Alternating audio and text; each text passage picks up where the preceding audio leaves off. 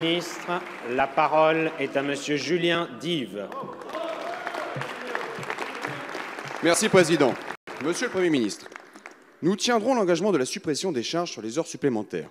Il faut que le travail paye mieux. Cette mesure permet d'augmenter le pouvoir d'achat. Ces mots, ce ne sont pas les miens, ce sont les vôtres, Monsieur le Premier ministre, ceux du ministre de l'Économie, ceux du porte-parole du gouvernement. Je viens de déposer avec mes collègues les Républicains une proposition de loi instaurant l'exonération fiscale et sociale des heures supplémentaires, comme plusieurs membres du gouvernement lorsqu'ils étaient députés. Proposition de loi qui est actuellement examinée à l'Assemblée nationale.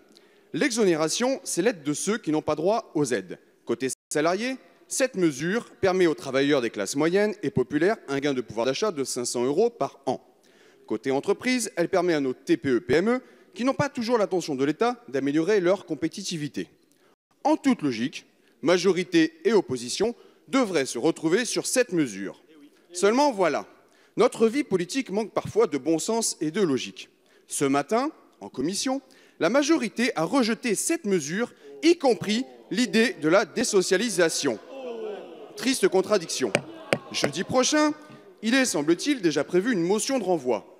Votre majorité, fer de lance de la nouvelle politique, retombe dans les travers des petits calculs et rejette donc en bloc un texte qu'elle votera les yeux fermés lorsqu'il sera proposé par le gouvernement.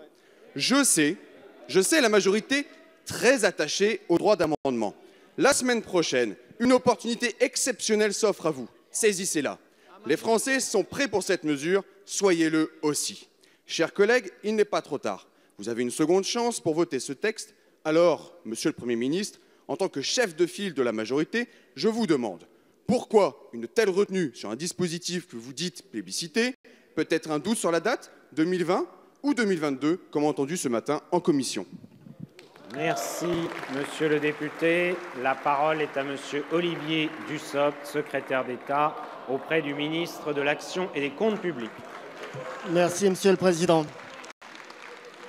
Mesdames et Messieurs les députés, Monsieur le député Julien Dive, le gouvernement a pris connaissance avec beaucoup d'attention de la proposition de loi que vous avez déposée et je crois que vous avez eu l'occasion de le présenter directement à certains des membres du gouvernement, pas plus tard qu'il y a quelques jours. Vous dire aussi que le Premier ministre a pris un engagement, que la désocialisation, le terme est un peu incongru, mais en tout cas l'exonération des cotisations sociales sur les heures supplémentaires était un engagement du gouvernement et qu'il serait tenu en 2020. Il sera tenu en 2020 et nous travaillons en ce sens. Aujourd'hui, vous proposez un texte qui ne s'inscrit pas tout à fait dans la trajectoire budgétaire et qui, à travers votre question, laisserait entendre que le gouvernement n'agit pas sur la question du pouvoir d'achat. Permettez-moi simplement de vous rappeler, monsieur le député, que pour ce qui concerne les actifs, les cotisations sociales salariales ont été abaissées de 3,15 et que cela compense largement la hausse de la CSG et qu'il y aura une deuxième vague de baisse au mois d'octobre qui permettra un gain de pouvoir d'achat pour les salariés.